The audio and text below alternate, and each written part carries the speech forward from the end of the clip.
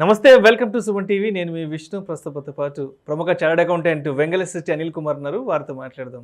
Sir నమస్తే. Sir నమస్తే అండి. అనిల్ గారు, బ్యాంక్ అనగానే అందరికీ గుర్తుకు వచ్చేది ఫిక్స్డ్ డిపాజిట్. అసలు ఫిక్స్డ్ డిపాజిట్ని ఎందుకు తీసుకోవాలంటారు? జనరల్గా ఫిక్స్డ్ డిపాజిట్స్ అనేవి ఒక సెక్యూర్డ్ డిపాజిట్స్ అండి.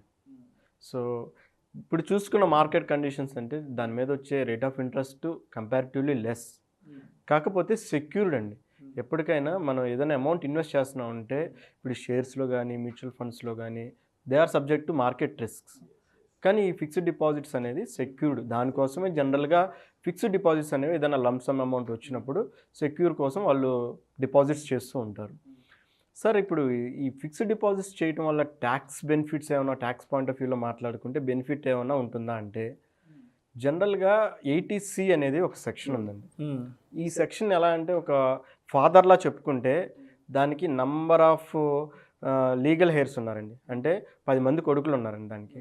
ఎందుకంటే 80C అనేది ఒక లిమిట్లో 1,50,000 అనేది ఒక డిడక్షన్ అమౌంట్ అండి.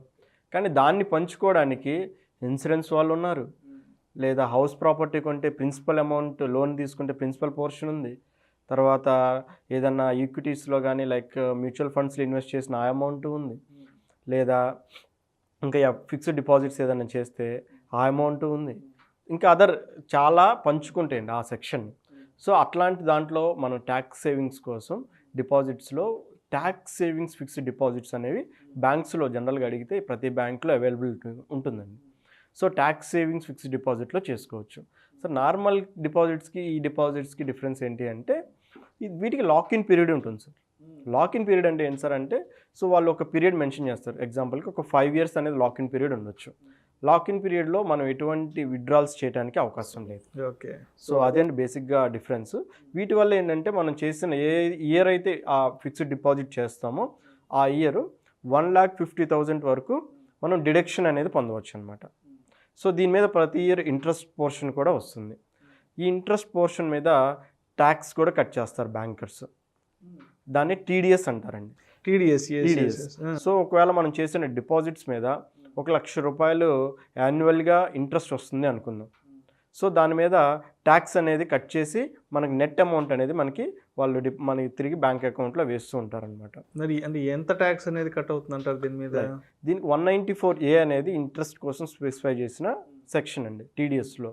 సో దీంట్లో ఏంటంటే ఒక రెగ్యులర్ నార్మల్ పర్సన్కి 40,000 కనుక ఇన్కమ్ దాటితే దాని మీద 10% అనేది డిడక్ట్ చేస్తారండి. అదే సీనియర్ సిటిజన్స్ అయితే 50,000 అనేది స్పెసిఫై చేసిన లిమిట్. అప్ టు 40,000 అయితే వాళ్ళు ఎటువంటి ట్యాక్స్ కట్ చేయరు. ఓకే. ఇయర్ మొత్తం మీద చూసుకున్నట్లయితే. సో మన ఎగ్జాంపుల్కి 1 lakh తీసుకున్నాం కాబట్టి దాని మీద 10% టీడీఎస్ డిడక్ట్ చేసి వాళ్ళు మన అకౌంట్లో పేమెంట్ చేస్తూ ఉంటారు. సో బేసిక్గా ఆ ట్యాక్స్ పాయింట్ ఆఫ్ వ్యూలో అదండి. మరి ఫిక్స్డ్ డిపాజిట్ ఉంటే ఐటీఆర్ ఫైల్ చేయాలంటారా? గుడ్ క్వశ్చన్ అండి. ఎందుకంటే ఐటీఆర్ మెయిన్ థింగ్ ఏంటంటే చాలామంది ఇప్పుడు డిపాజిట్స్ ఉన్నంత మాత్రాన ఐటీఆర్ ఫైల్ చేయాలా వద్దనేది చాలామంది ఆలోచిస్తూ ఉంటారు. సో ఫస్ట్ టైం ఫైల్ చేస్తున్నారు అనుకోండి, అసలు ఇంతకుముందు ఇయర్స్ ఎప్పుడు ఫైల్ చేయలేదు, ఈ ఇయర్ ఫైల్ చేస్తున్నారు. సో ఇయర్ ఫైల్ చేస్తున్నారంటే లాస్ట్ ఇయర్కి సంబంధించింది ఈ ఇయర్ చేస్తారు. జనరల్గా ఎప్పుడైనా జరిగేది ఏంటంటే last year transactions current year assessment ఇయర్లో జరుగుతూ ఉంటాయి. సో ఇప్పుడు ఒక 10 lakhs మీరు డిపాజిట్ చేస్తున్నారు అంటే ఫస్ట్ ఆ 10 lakhs సోర్స్ ఉందా లేదా అనేది మనం చూసుకోవాలండి. సో బియాండ్ 10 lakhs అయితే మనం ఇంతకుముందు చెప్పుకున్నాము సిగ్నిఫికెంట్ ఫైనాన్షియల్ ట్రాన్సాక్షన్స్ కింద మనకి డిస్క్లోజ్ అవుతూ ఉంటాయి. సో బ్యాంకర్ ఆటోమేటిక్గా ఇన్కమ్ ట్యాక్స్ డిపార్ట్మెంట్కి మనకి ఒక ఇన్ఫర్మేషన్ అనేది ప్రొవైడ్ చేస్తారు. సో ఏంటంటే 10 lakhs అబోవ్ మీరు ఒక ఇయర్లో కనుక ఫిక్స్డ్ డిపాజిట్ చేశారనుకోండి, దాన్ని డిపార్ట్మెంట్ వాళ్ళు మానిటర్ చేస్తూ ఉంటారు. సో మనకి ఆటోమేటిక్గా అది ఒక స్టేట్మెంట్లో డిస్క్లోజ్ అవుతూ ఉంటుంది. దాన్నే యాన్యువల్ ఇన్ఫర్మేషన్ స్టేట్మెంట్ అనేది ఒకటి తీసుకొచ్చారండి. సో దాంట్లో మనం ఈ ఇయర్లో ఎంత డిపాజిట్ చేశాము, దాని మీద ఎంత ట్యాక్స్ కట్ అయింది, దానికి ఎంత ఇన్కమ్ ఉంది అన్నీ ప్రతిదీ ఆ స్టేట్మెంట్లో మనం చూడొచ్చు అనమాట. సో ఇంతకుముందు 26AS అనేది ఒక స్టేట్మెంట్ ఇచ్చేవాళ్ళండి. దాన్ని రీప్లేస్ చేసి 26AS అంటే లిమిటెడ్ ఇన్ఫర్మేషన్ మాత్రమే ప్రొవైడ్ చేసేవాళ్ళు. ప్రజెంట్ యాన్యువల్ ఇన్ఫర్మేషన్ సిస్టమ్ అనేది కొత్తగా తీసుకొచ్చారు ఇన్కమ్ ట్యాక్స్ డిపార్ట్మెంట్. మీరు పోర్టల్లో లాగిన్ అయ్యి చూసినట్లయితే మీకు మీ ఇన్ఫర్మేషన్ మొత్తం దాంట్లో డిస్క్లోజ్ అవుతూ ఉంటుంది. సో దాంట్లో మీరు ఎంత ట్యాక్స్ కట్ చేశారు ఒక ఇయర్లో, మీకు ఎంత ఇన్కమ్ వచ్చింది, ఎంత మన పాన్ నంబర్ మీద పేమెంట్ చేశారనేది పూర్తి వివరాలతో మనం తెలుసుకోవచ్చు అనమాట. అనిల్ గారు, అదేవిధంగా ఈ ట్యాక్స్ కట్ అవ్వకుండా ఉండాలి అంటే మరి ఏం చేయాలంటారు? సో జనరల్గా ఇప్పుడు బేసిక్ ఎగ్జంప్షన్ లిమిట్ అనేది ఒకటి స్పెసిఫై చేశాను. ఇంతకుముందు ఆల్రెడీ మాట్లాడుకున్నాం దాని గురించి. 2,50,000 అనేది బేసిక్ ఎగ్జంప్షన్ లిమిట్ అండి. సో మనకు వచ్చిన ఇప్పుడు డిపాజిట్స్ చేయడం వల్ల మనకు ఒక 1,00,000 వచ్చింది ఇయర్లీ. కాకపోతే మనకి ట్యాక్స్ కట్ అవుతూ ఉంది. కానీ మనం ట్యాక్స్ పర్వ్యూలో లేం. ఎందుకంటే బేసిక్ ఎగ్జంప్షన్ లిమిట్ కంటే తక్కువే ఉంది మన ఇన్కమ్. అంటే ఈ ఫిక్స్డ్ డిపాజిటే కాకుండా అదర్ సోర్సెస్ కూడా ఏమీ లేకుండా ఉండి, మనకి శాలరీస్ కానీ ఏమీ లేకుండా ఉండి ఓన్లీ ఫిక్స్డ్ డిపాజిట్స్ మీద వచ్చే ఇన్కమ్ మాత్రమే ఉంటే అప్పుడు మనం బేసిక్ ఎగ్జంప్షన్ లిమిట్లో ఉన్నామా లేదా అనేది చూసుకుంటాం.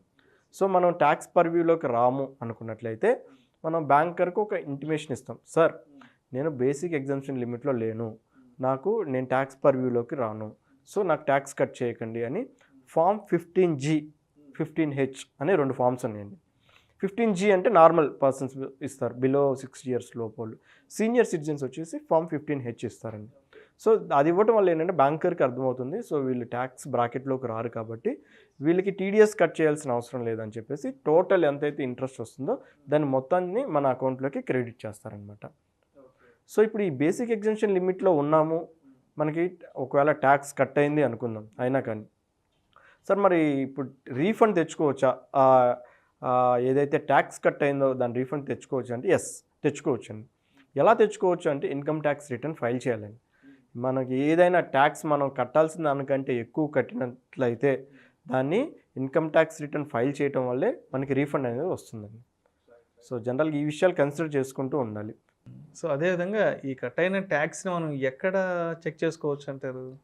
ఇదే చెప్పి ఇంతకుముందు మనం డిస్క్లోజ్ చేసినట్లుగా మీరు ఇన్కమ్ ట్యాక్స్ పోర్టల్లో మీకు యూజర్ నేమ్ పాస్వర్డ్తో లాగిన్ అయితే మీకు 26AS అనేది ఒకటి కనిపిస్తుందండి దాంట్లో, లేదా యాన్యువల్ ఇన్ఫర్మేషన్ సిస్టమ్ అని చెప్పాను. సో దాంట్లో కూడా మీ పూర్తి వివరాలు దాంట్లో ఉంటాయి. మన ఇయర్ మొత్తం మీద ఎంత ఇన్కమ్, ఏ హెడ్స్ కింద ఇన్కమ్ జనరేట్ అయింది, మనం ఏదన్నా షేర్ ట్రాన్సాక్షన్ చేసామా, మనకి శాలరీ వచ్చిందా, మనం ఏదైనా కార్ పర్చేస్ చేసామా, అలా డిఫరెంట్ సోర్సెస్ నుంచి డిపార్ట్మెంట్కి ఇన్ఫర్మేషన్ గ్యాదర్ అవుతూ ఉంటుందండి. సో మీరు ఇందాక చెప్పినట్లుగా 10 lakhs అబోవ్ మీరు చేస్తుంటే వాళ్ళు సిగ్నిఫికెంట్ ఫినాన్షియల్ ట్రాన్సాక్షన్స్ కింద వాళ్ళు మెన్షన్ చేస్తూ ఉంటారు. సో అటువంటి సందర్భాల్లో మీరు ప్రాపర్గా రిటర్న్ ఫైల్ చేసి ఇన్కమ్ని డిస్క్లోజ్ చేసి సోర్స్ ఆఫ్ డిపాజిట్కి ఎక్కడి నుంచి వచ్చిందనేది మనం ప్రాపర్గా రిటర్న్లో ఫైల్ చేసుకుంటే మనకి ఎటువంటి ఇబ్బంది ఉండదండి. సో అదండి బేసిక్గా ఫిక్స్డ్ డిపాజిట్స్కి కామన్గా తెలుసుకోవాల్సిన points. Right, thank you sir, thank you so much Anil గారు. ఈ ఎఫ్డీకి సంబంధించిన కంప్లీట్ ప్రొఫైల్ని మన ప్రేక్షకులకు మీ విశ్లేషణ ద్వారా చాలా చక్కగా వివరించారు. Thank you so much sir. నమస్తే అండి. ఇలాంటి మరిన్ని interesting videos and valuable information కోసం వెంటనే మా Suman TV money channel subscribe చేయండి, లైక్ చేయండి, షేర్ చేయండి. అదేవిధంగా మీ అభిప్రాయాలను వీడియోస్ కింద కామెంట్స్ రూపంలో మాకు తెలియజేయండి. This is Vishnu signing off.